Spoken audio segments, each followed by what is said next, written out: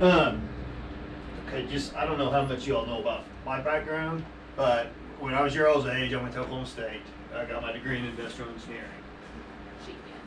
And at the same time, I was working at Sterling Graham. I mostly sprayed trees, which they don't do as much of that anymore, but I sprayed yards also. Then, like 15 years later, I went back to school and I worked at a corporate job right after college, and then I quit that because I hated working at a big company where I had to sit in a cubicle all day, and so I quit that and sold real estate, and then from real estate I got into doing construction.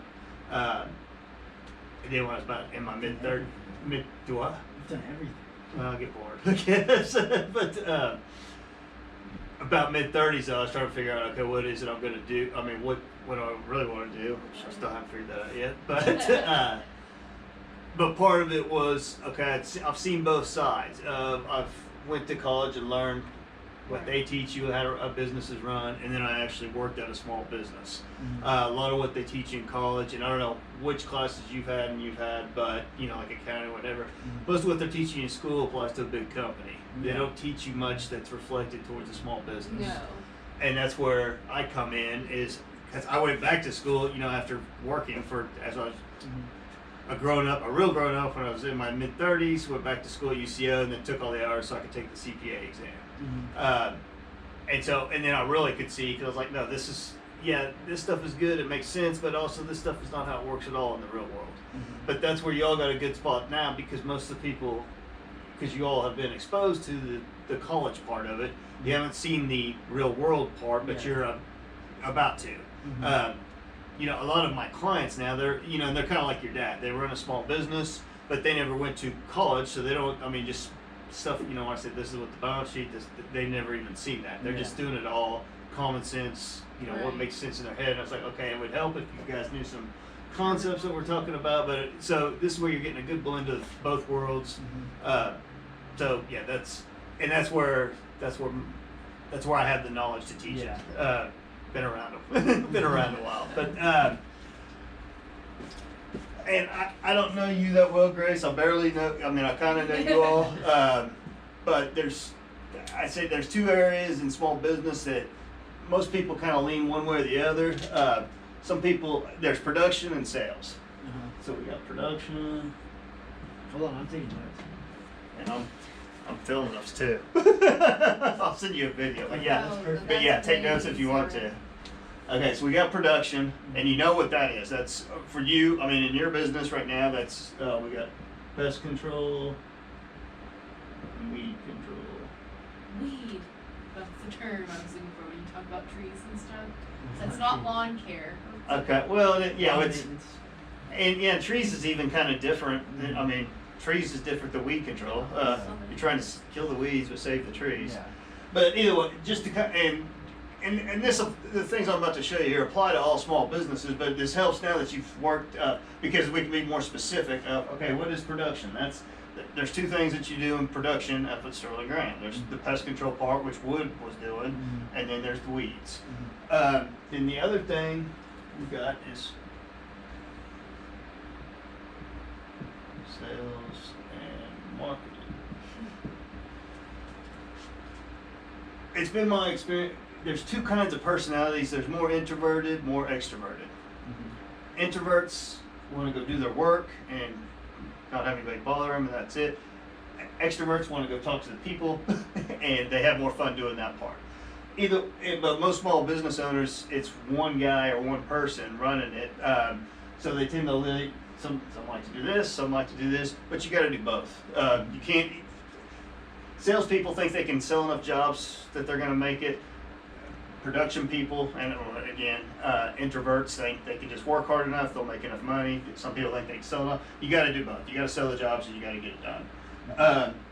And so this is where we're going to start getting into some stuff of, again, there's sales and there's marketing. Sales when you go meet with the customer and you actually talk to them and you get them to sign up to do the job. And it's also keeping the customer you have happy. Does that make? You're going to see the customers. You're going to be dealing with customers, and you're going to be meeting with new customers. So that's the sales part. And then there's marketing,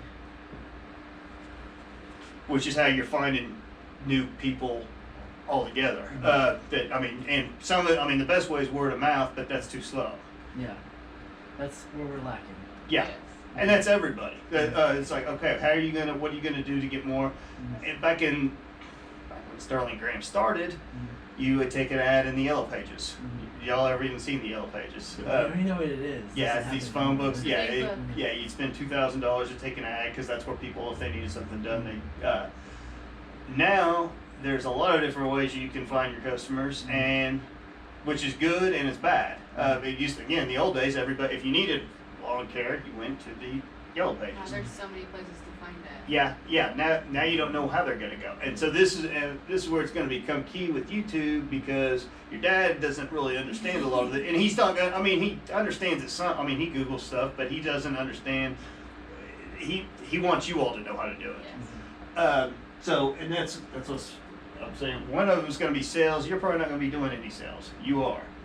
Marketing is going to be, both of you all, we need your input on that. And I still think the best one at this point, I know it's outdated for your generation, but for my generation, Facebook is still big.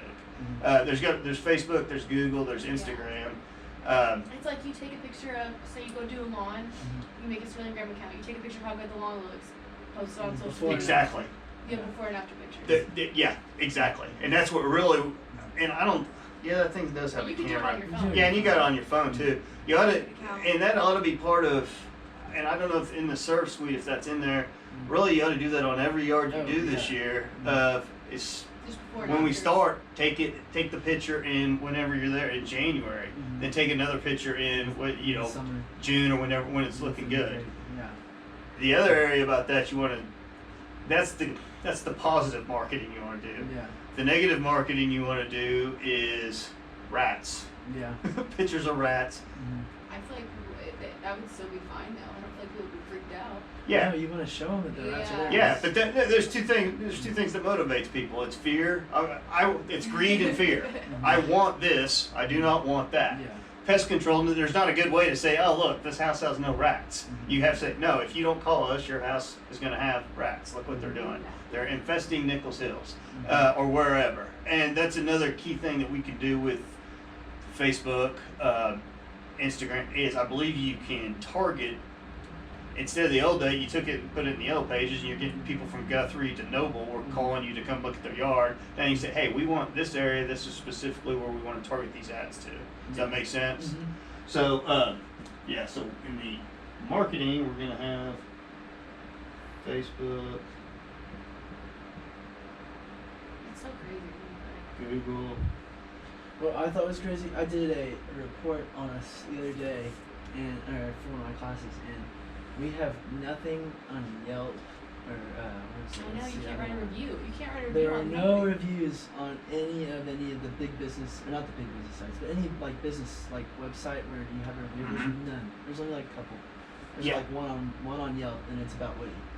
Okay, yeah. Exactly. And yeah, and you have to ask for that stuff. Mhm. And you also have to be aware. I mean, You can make your own.